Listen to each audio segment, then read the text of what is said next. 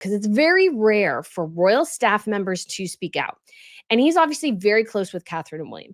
So I want to say from the get-go, I believe that Jason Knauf was, told, hey, if you want to do this interview, that is fine. So I think William and Catherine maybe not really permitted, but he probably let them know he was going to do this. And it was sort of a softball way to share some of their perspective. And you also got to wonder, because it's 60 Minutes Australia, is a tour or a visit to Australia coming in the near future for Catherine and William. And this was sort of a way to maybe somewhat lay the groundwork for that particular situation. So this might be a little long. If we get close to the hour, we're mostly done. I may skip around if there's little bits and pieces that need maybe a longer explanation, or maybe we're getting into places where we don't really need to talk about it anymore. But I thought I would just go ahead and look at all of it, because I think it is always good to look at the wholeness of a video, because you get these little bits and pieces. And I realized I misinterpreted something that the Daily Mail said about Jason Knauf, because he was talking more about himself, but also alluding to Harry and Meghan in a statement regarding,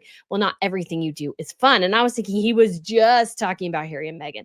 So there is this interesting dynamic sometimes where you really have to get the full context of something to really, really appreciate it. So I thought it'd be great to start off with. Again, guys, about every 15 seconds, we will pause. And I know that probably is going to annoy some people, but if you want to, I will try to make sure to link the full interview in the box below. So if you want to watch it later, you are welcome to do so. But it's always fun to really see this, because Jason Knauf is obviously very close to them. I got into a little bit here, so we're a little bit past the sort of intro. And so let's go ahead and begin. And guys, hopefully we enjoy this. And I'll try to add a little bit more context and information as we go along. You say it's the privilege of your working life. Oh, absolutely. It's never going to get cooler, right? It's never going to get better. You shouldn't do it forever, because you'll probably go crazy. But what an amazing opportunity to have had.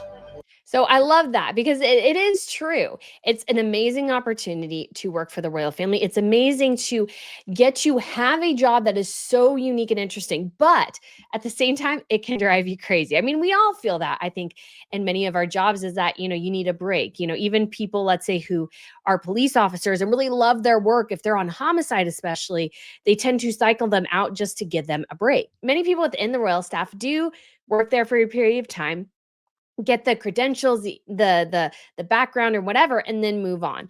And I think this is a way to look at it too. And you can compare Harry and Meghan, where Meghan didn't see working as a royal as the opportunity of a lifetime. She saw it as a grift of a lifetime. You could say that if she spent some time here, she could make this into something greater somewhere else. And I feel like that is not the way to go about royal duties. From traveling the globe to holding the princess's handbag, Jason has done it all. So yeah, I really like that. There's actually Christopher Jackson right there.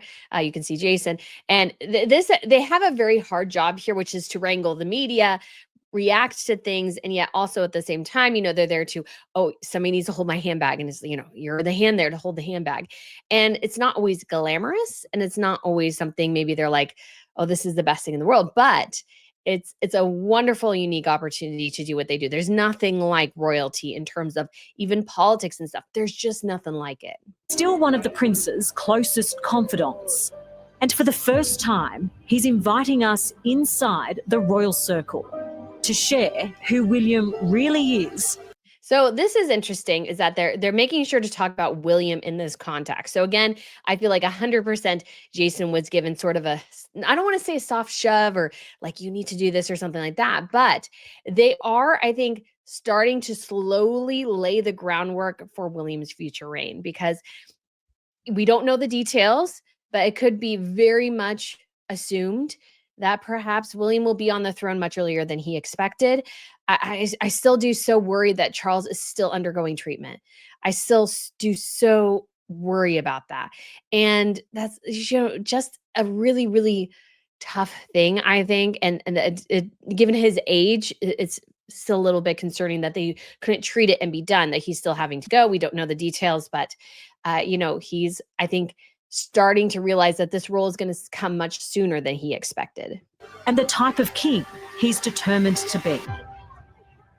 The thing I have heard from Prince William is you're going to do this in your own way. So this is very, I think, very apt that he's going to do this in his own way. And this is going to be very, very tough. It's a careful balance between recognizing what happened in the past, adjusting it sometimes and making it your own, but without losing the pageantry of the monarchy. Because we've heard sort of reports that William is not that interested in that pageantry side of things. That does concern me a smidge, just because if you lose that pageantry, I feel like you lose sort of that, some of the core essence of the view of the monarchy. Because yes, obviously the function of the monarchy remains largely the same and it adjusts and stuff as time may be. But to make it unique and more interesting, you could say, than celebrity, you really do need some of that pageantry to pull that off in a way. You really do need it. And because it's something celebrities can't do. They can't form a parade with massive carriages, they're a couple hundred years old with all these white horses and stuff. There's nothing like that on earth. So I think that is, going to be William's challenge, because I think William wants to modernize quite a bit, but he can't modernize too much. Again, careful balance there. Every generation of the royal family has to reinvent the role for the generation that they serve. This is very true. This is very true. They do have to modernize. I feel like especially the UK royals are a bit behind, I would say, their European cousins, because Queen Elizabeth was on the throne for so long. Everybody deferred to her and how she wanted things, which is not, I'm not saying that's a bad thing, but the older you are, the harder it is sometimes to adjust to the times. And I think the European royals started to lay back and be more relaxed in their protocols much earlier than the UK royals did. You could say maybe are a little bit stuffy. And I'm not saying that in a bad sense. I'm just saying they're a little bit more tighter than some of their counterparts. And so William's job, I think, is to, even in Charles's reign, sort of push that forward, not going too far too fast. But I think it does need definitely an adjustment a bit, because obviously issues with, like a fingernail polish, really? Like that shouldn't be a huge issue at all. So let's keep going. Along with so many around the world, Jason was shocked and devastated to learn last year that William's boss and father was fighting cancer. So Jason was probably one of the first to know. I'm still very curious how quickly Catherine and William's team knew, because I don't think they told a lot of people. I really don't think, especially for her, they told a lot of people. All eyes turned to the prince, who at 42 could end up in the top job much sooner than anyone ever anticipated.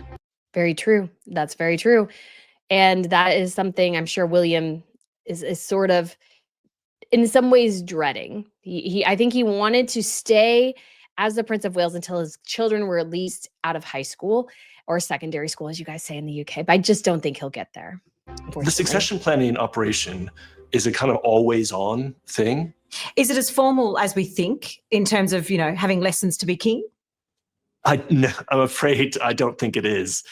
So yeah, that's a very interesting. Dan Woot and I talked about that a little bit as well, is that he is sort of, you have less, I don't want to say lessons, but you learn things along the way, but you do have to make the job your own, because some things just about, especially because this job is one where you don't get to choose, you have to create a little bit of something that you particularly enjoy about it to make it seem, in some ways, you could say, less like a burden, because it's like, this is not probably what he would have chosen if he had all the resources, all the opportunities in the world. I think it's much more personal than that. The lessons, as much as they are, they don't really look very much like what you might see in The Crown. This is about sort of private family conversations, learning by doing. Yeah, and I think that's very true. These are private family conversations for sure. And Charles will have his own way of doing things. William will have his own way of doing things. And so they have to figure out this balance. And of course, there's the balance within the family as well, of the dynamics between father and son. But also, for that big moment to come in William's life, he's got to lose his dad. It's one of these terrible paradoxes of this job. So I am so curious. I've suggested this before, but obviously, voluntary abdication has become a bit more common in Europe in the last couple of years. We've seen, I believe, four transfers of power. So in Netherlands, and it became Spain, Belgium, and Denmark.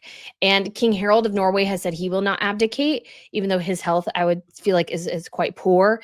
They do also have a lot of problems with the Maria situation. So I understand why probably not a great idea to do it.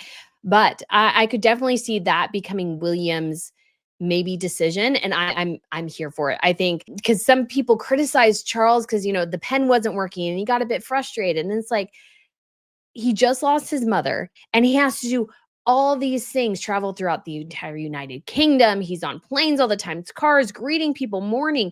Like, you don't really get a chance, I feel like, to breathe. And I feel I like the voluntary transfer because that way it can happen where the senior, the king or queen emeritus can still work, but they can have a more laid back life, you could say, after working for so many years. Queen Margrethe of Denmark was queen for 50 years. So she had reigned for a long time and she lost her father quite young. And so I think there is a benefit to having a voluntary transfer. So given, I think, maybe what he witnessed with his father, especially as an adult, I'm very curious if William's thinking to himself, okay, I will reign for an X number of years. And when I feel like George is ready, we will do this. And that is what the future is going to be. And I feel like for royals overall, I think that is sort of a good vision to have because it's more modern and I think a more, functional and way to be able to have a great, future and make these transitions less traumatic, you could say.